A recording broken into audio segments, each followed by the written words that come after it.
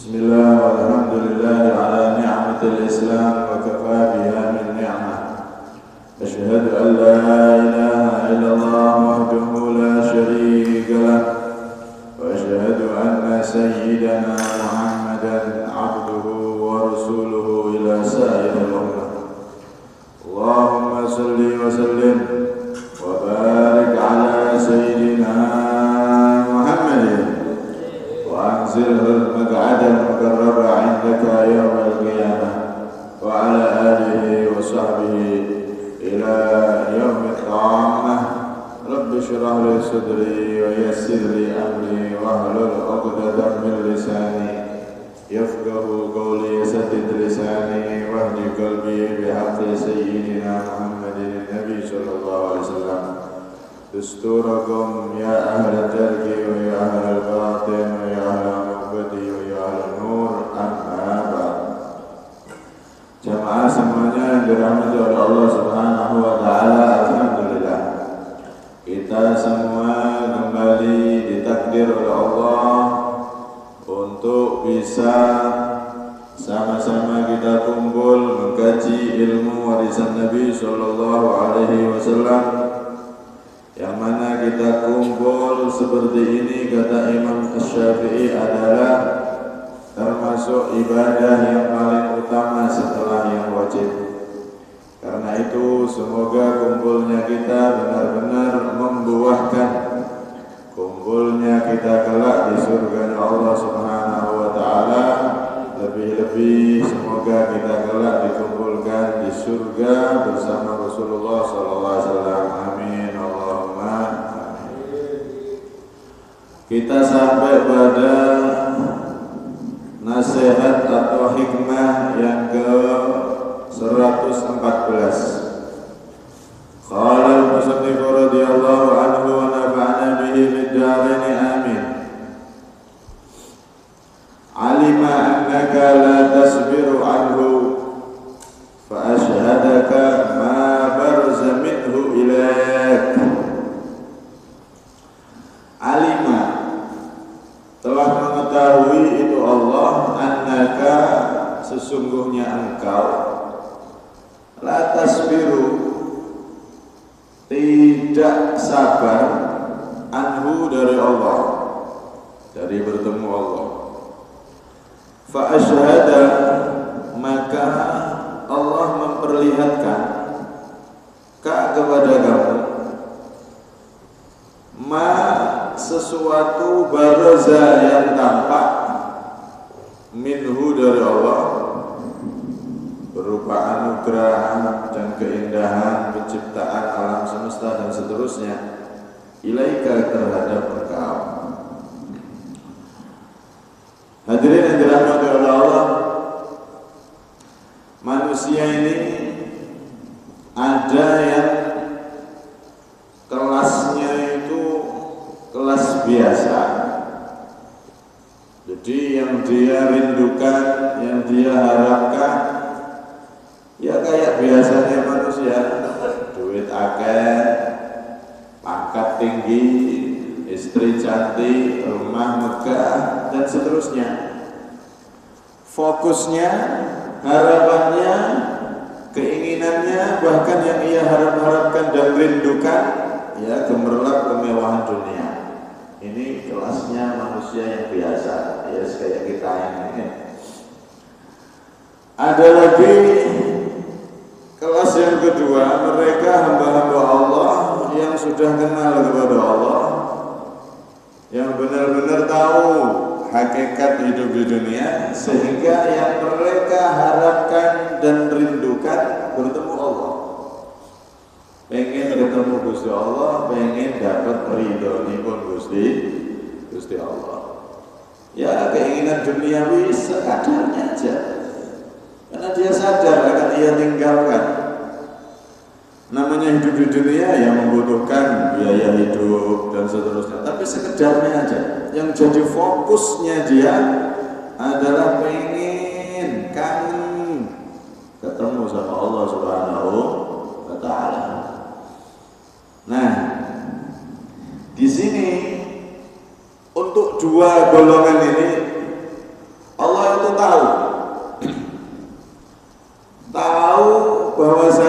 manusia ini sebetulnya mereka semua itu, maksudnya yang beriman ya, mereka semuanya itu aslinya ya kangen rindu sama Allah. Walaupun yang kelas biasa tadi itu, asal dia beriman aslinya ya cinta, kangen rindu sama Allah. Karena itu hatinya ada iman, kan begitu. Yang ada iman ya beda lagi. Maka Allah pun menampakkan kenikmatannya, Allah pun menampakkan anugerahnya dan seterusnya, agar rasa rindu, kerinduan yang sudah semakin besar di dalam hati, lebih-lebih yang golongan kedua tadi itu, orang-orang yang benar-benar sudah kenal Allah, kenal hakikat dunia, itu sedikit terobati. Ini sebetulnya hikmah ini sambungan dari yang kemarin. Hamba-hamba pilihan Allah yang mana mereka itu tidak sabar pengen ketemu Gusti Allah karena mereka memahami 3 hal. Yang pertama, kamalu jamalil ladzi la husna fawqahu wa la mazida alaih. Orang-orang yang kenal Allah itu gamane wong saleh niku memahami, faham bahwasanya yang paling sempurna dan yang paling indah adalah yang maha indah, yang maha sempurna, yaitu Allah Subhanahu wa ta'ala. Tidak ada keindahan, tidak ada yang sempurna melebihi Allah Subhanahu wa ta'ala. Akhirnya mereka kangen pengen ketemu Gusti Allah. Makanya orang-orang soleh itu enggak pakai pusing mau umur panjang, mau umur pendek, penting aku taat dapat ridhonya Allah, enggak maksiat, wis beres. Enggak pakai dipikirin nih. Ya minta umur panjang, tapi semuanya dipasrahkan oleh Allah, dipasrahkan kepada Allah Subhanahu wa ta'ala. Jadi pertama mereka paham yang paling sempurna, maha indah adalah Allah Subhanahu wa ta'ala.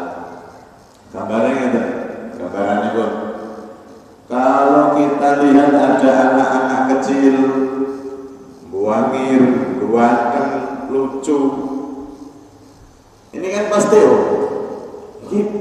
bapak ibu sapa kok ganteng menara ini, bapak ibunya siapa kok cantik menara ini, lucu banget caci ini, ganteng.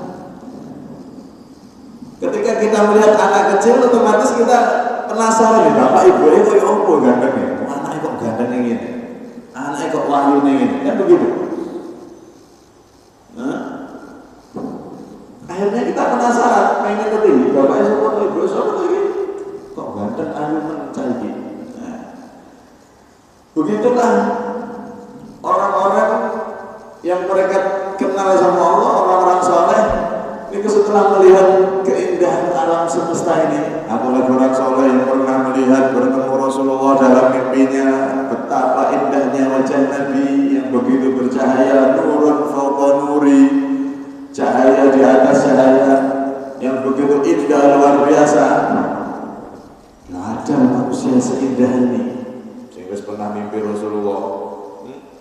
Ya mereka tambah kangen lagi sama Allah, tambah ingin ketemu Allah, melihat Rasulullah yang begitu sempurna, begitu ganteng, walaupun dalam mimpi. Ya semoga kita dianugerahkan bisa mimpi Rasulullah. Amin Allahumma. Orang soleh, akhirnya mereka tambah pengen ketemu, pengen apa itu, kangennya itu tambah, pengennya ketemu sama Allah bertambah lah, tambah. Ya. Ini yang pertama, mereka nggak sabar pengen cepat ketemu Gusti Allah. Kemudian yang kedua, wa ahsanu ilaik.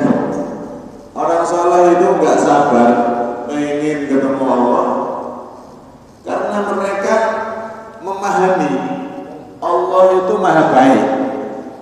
Allah itu maha baik, tidak ada yang lebih baik dari Allah Subhanahu wa ta'ala.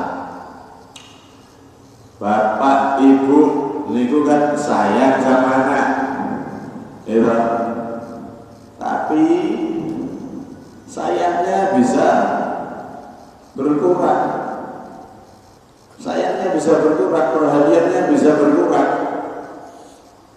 Nih, anaknya buandel, ya berkurang. Lebih sayang, lebih anu sama anak yang nurut. Itu manusiawi, karena manusia. Nih, guru sayang sama muridnya, perhatian, ya bisa berkurang, bisa bertambah, tergantung manut apa enggak muridnya ini. Nek manut, ya bertambah. Nih. Tapi lihat bagaimana Allah Subhanahu Wa Taala rahmatnya yang ada di dunia ini tidak berkurang sama sekali, diberikan semua terhadap makhluknya, baik yang iman maupun yang tidak beriman. Rahmat yang umum maksudnya. Seperti apa? Walaupun ahli maksiat, walaupun tidak kenal Allah, tidak iman Allah, ya tetap dikasih oksigen. Oksigennya tetap gratis. Ngirup sak senangnya wis. Terus tetap dia itu ketika tidur ngorok, ya jantungnya tetap digerakkan sama Allah setiap detik, tidak pernah berhenti. Walaupun orang ini paling durhaka, walaupun orang ini misalkan Fir'aun sekalipun yang ngaku Tuhan, jantungnya tetap digerakkan sama Allah. Walaupun orang yang sama sekali nggak pernah sujud sekalipun sama Allah, tetap dikasih nikmat hidup, oksigen, jantungnya, tubuhnya, belum lagi fasilitas hidup, rumahnya, mobilnya, dan seterusnya dan seterusnya. Allah Maha baik terhadap semua makhluknya, ya, nggak pernah terputus. Nah, orang-orang saleh itu memahami ini. Nikmat kita diberi kebaikan hidup diwujudkan oleh Allah di dunia ini sudah nikmat besar. Dulu kita ini bukan apa-apa, tidak jadi apa-apa, dan bukan siapa-siapa. Kita orang dulu itu berupa apa? Ya tidak apa-apa, bukan apa-apa. Tapi diwujudkan oleh Allah hidup di dunia, Masya Allah, ngilo moco gawandeng ini menungso ini paling gawandeng. Sak ele-ele menungso tetap paling gawandeng dibanding hewan, gitu. Nah iya loh, nek wong paling melek buruk rupa, tapi nek dibanding hewan, ya paling kan ganteng. Makanya bagus solehin itu kalau sudah bangun tidur, kemudian dia melihat di kaca, dia syukur karena wajahnya masih bentuk manusia, akhirnya sujud syukur. Setiap bangun tidur lihat di kaca wajahnya masih tetap sama, padahal ya ireng misalnya, gitu. Padahal orang pakai ganteng, tapi dia bersyukur, alhamdulillah aku masih berwujud manusia, langsung sujud syukur. Tiap ngaca, setiap itu dia sujud syukur. Kenapa? Merasakan betapa baiknya Allah Subhanahu Wa Taala. Dosa-dosa kita ini setiap saatnya ada, bahkan nambah. Tapi Gusti Allah nggak pernah merubah wujud kita terus jadi al-ketu misalnya. Atau manusia berwajah mentok, malah repot meneh. Tidak pernah. Walaupun kita banyak dosa, tapi tetap tubuh kita ini nggak dirubah Allah. Padahal Allah mampu. Allah marah dikit aja, tubuh kita dirubah oleh Allah. Apalagi wajah kalau dirubah jadi wajah binatang, malah wes bubar wes. Bojone jadi cerai, anaknya melayu, lupa lagi. Bubar, wes.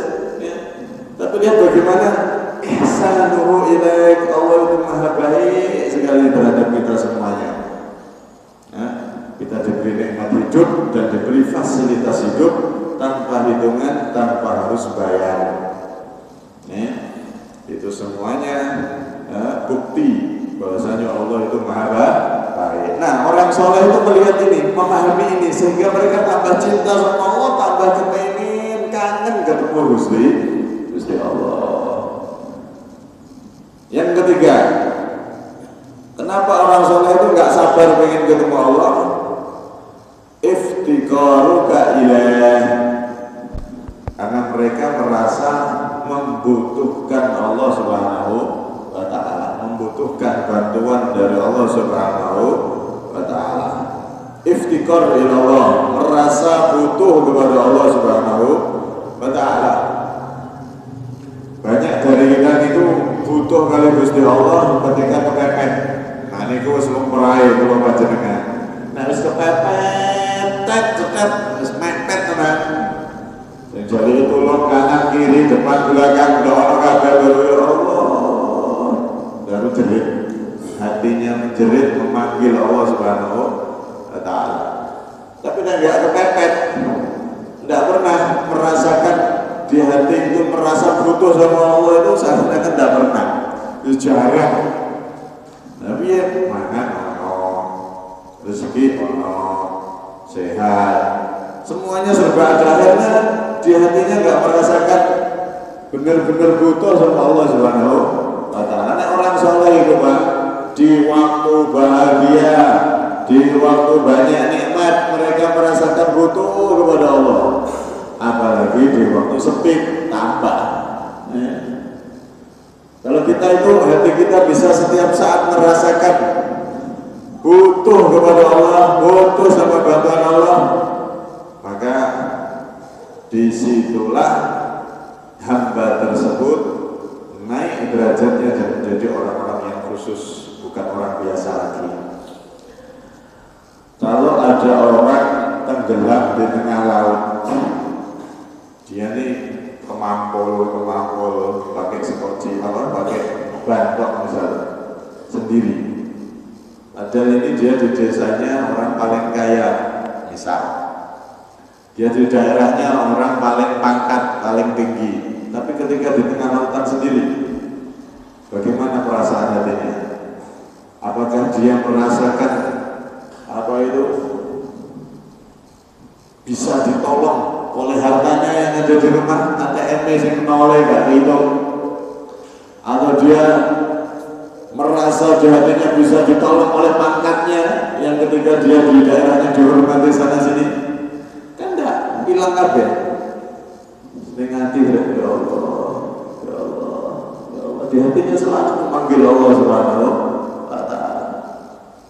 Hartanya ternyata jauh dari dia, tidak bisa nolong apa-apa.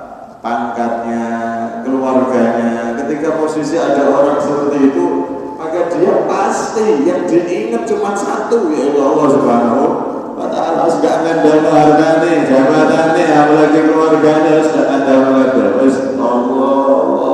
selalu, ya Allah. Nah, orang soleh itu mereka setiap saatnya sering di hatinya itu merasakan rasa butuh kepada Allah Subhanahu wa ta'ala, seperti orang yang tenggelam di tengah lautan yang setiap saatnya merasa butuh bantuan dari Allah Subhanahu wa ta'ala.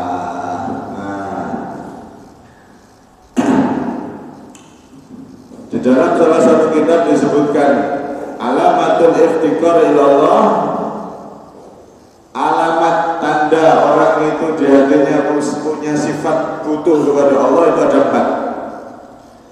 Yang pertama, ghayatud dulli lillahi ta'ala ma'a ghayatil hubbi. Yang pertama, dia merasa jadi hamba yang hina di hadapan Allah.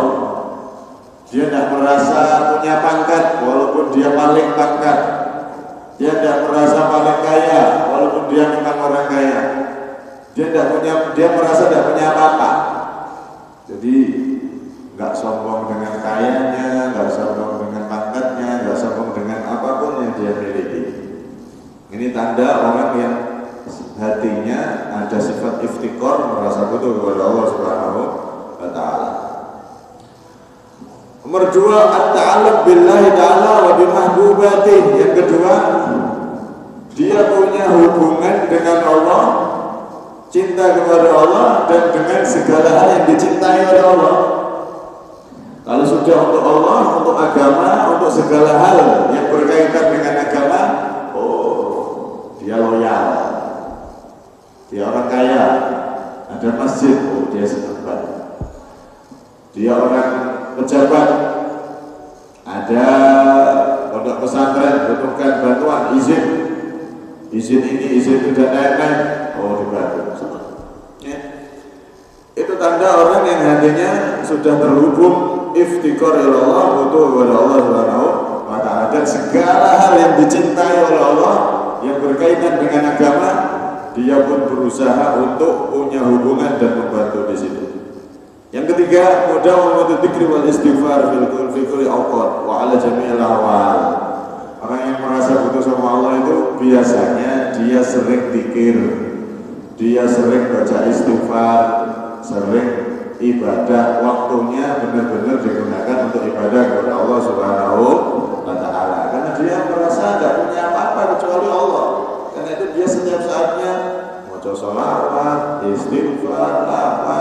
Mungkin dia sambil nyangkul, sambil sholawatan, sambil nyangkul, sambil baca la ilaha illallah, zikir dan seterusnya. Walaupun tidak pakai mulut, pakai hatinya dia berzikir.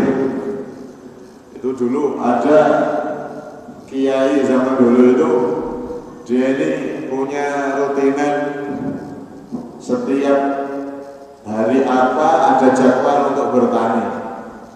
Jadi kalau sudah bertani, nanam sayur dan lain-lain, itu setiap nanam sambil zikir, sambil dibacakan sholawat, sambil ini, sambil itu. Nanti hasil panennya dimakan sama santri-santrinya. Setiap saatnya berzikir kepada Allah Subhanahu wa ta'ala. Ya, hari berkah. Makanan yang ditanam oleh orang yang ahli zikir, ya berkah tanaman-tanamannya itu. Sing makan akhirnya hatinya semakin bersih.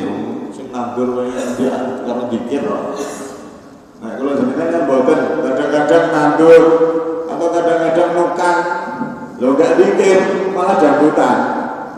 Ya, nukang di apa? Nandur sambil nyetel dangdut. Padahal kadang-kadang nukang di masjid. Setelahnya sedangdut ya.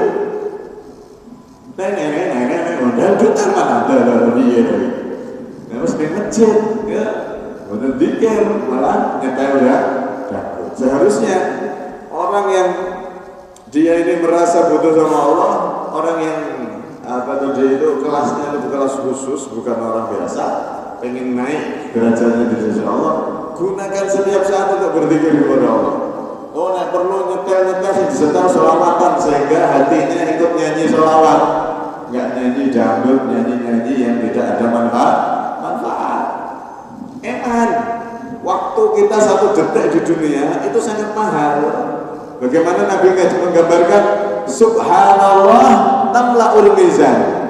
Kalau kita tuh zikir subhanallah dengan ucapan kita atau dengan hati kita, subhanallah, itu nek diterima sama Allah itu memenuhi mizan. Mizan timbangan amal kelak di akhirat itu penuh dengan kebaikan. Kalau sudah begitu maka dia akan jadi penghuni surga. Sak detik loh, subhanallah tamla'ul mizan, memenuhi timbangan amal kelak di akhirat. Lah berapa detik itu kalau kita dengar nyanyian yang melupakan, apalagi nyanyian yang jorok-jorok, yang tentang cinta-cinta, okay? Padahal sebenarnya ya wis tuwek, nyanyian itu cinta satu malam dan seterusnya. Ya Allah, gitu. Ini buang waktu. Usahakan ketika kita dalam keadaan apapun, nandur kah, bertani kah, menanam kah, atau mungkin ibu-ibu masak, gunakan semua untuk berzikir sama Allah, mengingat Allah, mater suwun ngalih Gusti Allah. Setel itu HP untuk nolong kita tambah zikir sama Allah. Dengan apa? Setel sholawatan, setel nasihat, ilmu yang bisa didengar sambil masak dan seterusnya. Nah, itu seharusnya. Nah, dan itulah sifat hamba-hamba Allah yang dekat kepada Allah Subhanahu wa ta'ala.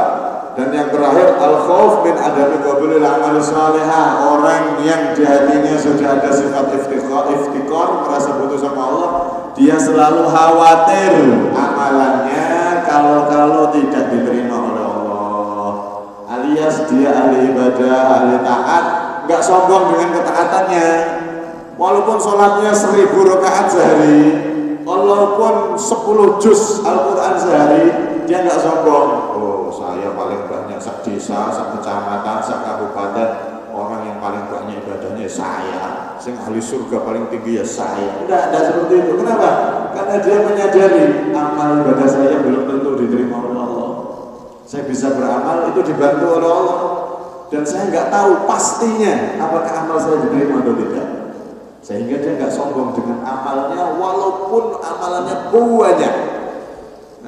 Amalannya banyak, tapi dia nggak pernah menyombongkan menyombongkan diri, merasa sudah ahli surga, merasa wes sikil ketemene wis mlebu surga, kira selangkah tok. Tidak pernah seperti itu, tidak pernah dengan sombong, tidak pernah menyombongkan diri dengan amal ibadah, walaupun amalnya memang banyak, zikirnya banyak, tapi tidak pernah dia menyombongkan diri. Kenapa? Karena nggak tahu pastinya masa ini diterima apa tidak, kan belum tahu. Tahunya nanti kalau sudah mati di akhirat, oh amalanmu ini tak terima, oh ini tidak, ini terima, ini tidak. Nanti kita semua akan tahu nanti di akhirat. Ya kita berharap semua amal kita diterima, tapi jangan sombong karena belum tentu diterima. Maka itu penting sehingga orang itu nggak akan sombong dengan amal ibadahnya, dengan jasa-jasanya, mungkin dia berjasa banyak di masyarakat dan seterusnya, dia nggak sombong dengan itu semuanya. Nah, ini kalau sudah tiga ini ada, pertama paham Allah itu maha sempurna, maha indah. Kemudian yang kedua, Allah itu maha baik. Kemudian yang ketiga, di hatinya selalu ada rasa membutuhkan Allah dalam setiap saatnya. Kalau tiga ini sudah ada, maka dia jadi orang soleh. Orang soleh tersebut dia sudah tidak sabar hidup lama-lama di dunia, alias pengen ketemu Gusti Allah. Makanya orang soleh itu ada yang seperti itu. Mereka minta panjang umur itu bukan karena takut dengan mati, tidak, tapi pengen nambah dekat sama Allah. Seperti itu. Mungkin kalau panjenengan dijadikan orang-orang yang semakin naik derajatnya di dunia sampai di akhirat, kita tergolong menjadi hamba-hamba yang soleh, hamba-hamba yang kangen rindu kepada Allah, dan Allah pun rindu kangen kepada kita. Amin Allahumma amin. Ada satu hadis kan begitu, man ahabba liqa Allah ahabballahu liqa'ah. Barang siapa yang kangen rindu ketemu Allah, maka Allah pun kangen dan rindu pengen ketemu dengan orang tersebut. Nah, semoga kita termasuk orang tersebut yang kangen rindu sama Allah, dan Allah pun rindu kepada kita.